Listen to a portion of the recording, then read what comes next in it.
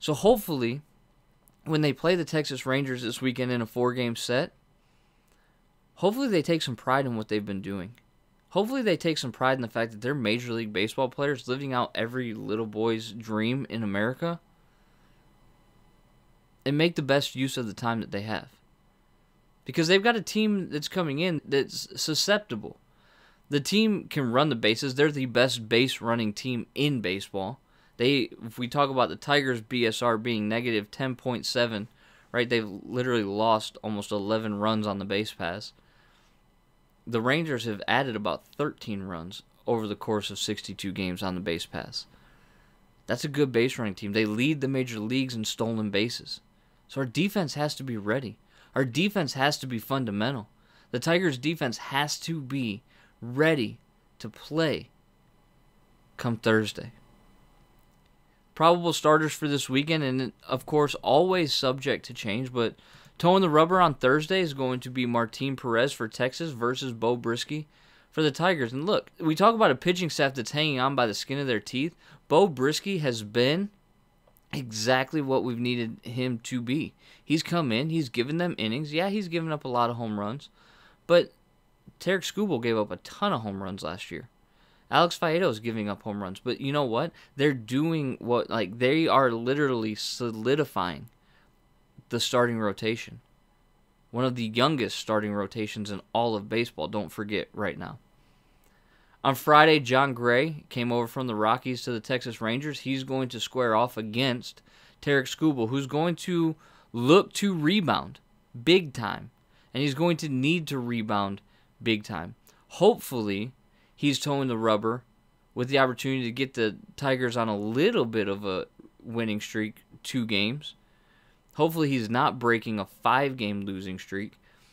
But you got to feel good Friday night with Skubal coming back, looking to rebound after a rather un-Skubal-esque outing against the Blue Jays last Sunday. On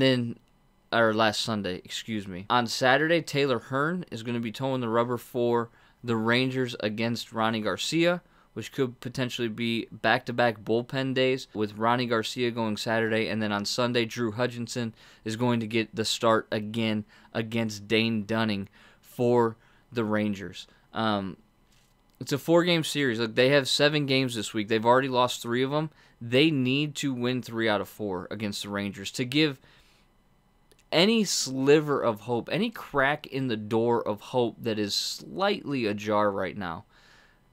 Just to keep it there, they need to win 3 out of these 4 games, and it's not going to be easy.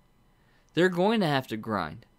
They're going to have to move runners up and play fundamental defense and grind out at bats and take pitches. In Game 2 against the White Sox, Willie Castro saw something like, I forget, it was like an average of 6 pitches per at bat, which is great. He struck out 3 times, which is not great, but at least he saw pitches.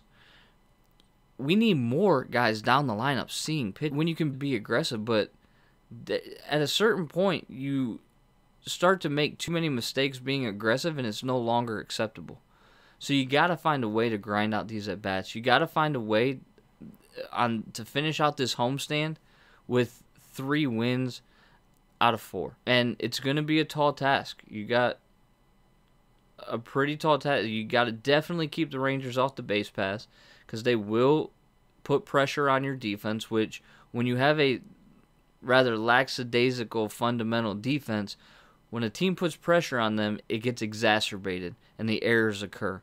So hopefully the Tigers this weekend can redeem themselves a little bit against the Texas Rangers. They can look to rebound and hopefully take 3 out of 4 from the Rangers.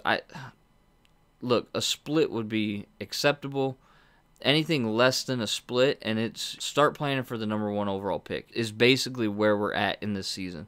We'll be at 66 games come Sunday, and if they have not won 2 of those 4 from the Rangers, I'd start looking at, well, what's the draft class for next year look like?